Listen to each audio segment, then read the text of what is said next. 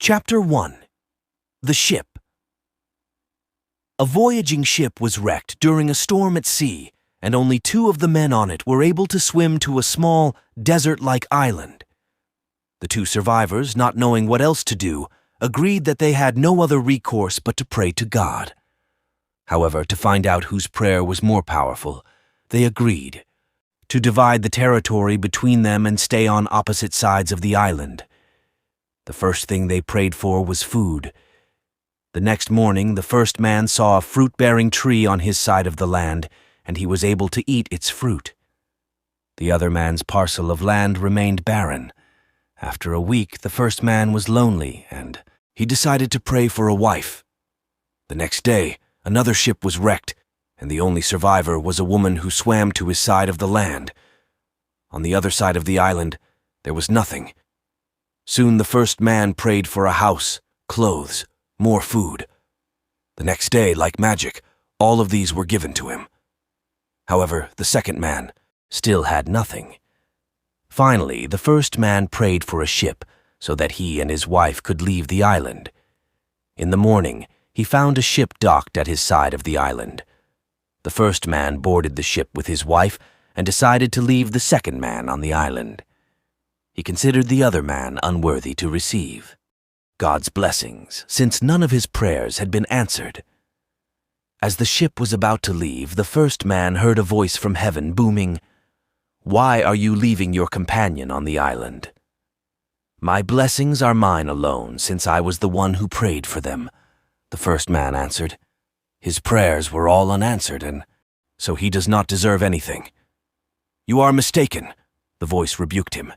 "He had only one prayer, which I answered. If not for that, you would not have received any of my blessings." "Tell me," the first man asked the voice, "what did he pray for that I should owe him anything?" "He prayed that all your prayers be answered. For all we know, our blessings are not the fruits of our prayers alone, but those of another praying for us." Chapter 2. The Thirsty Crow. One hot day, a thirsty crow flew all over the fields looking for water. For a long time she could not find any. She felt very weak, almost giving up hope. Suddenly she saw a water jug below her. She flew straight down to see if there was any water inside. Yes, she could see some water inside. The jug. The crow tried to push her head into the jug. Sadly, she found that the neck of the jug was too narrow. Then she tried to push the jug down for the water to flow out. She found that the jug was too heavy. The crow thought hard for a while. Then, looking around her, she saw some pebbles. She suddenly had a good idea. She started picking up the pebbles one by one, dropping each into the jug. As more and more pebbles filled the jug, the water level kept rising. Soon it was high enough for the crow to drink. Her plan had worked. If you try hard enough, you may soon find an answer to your problem. Chapter 3. The Wolf in Sheep's Clothing.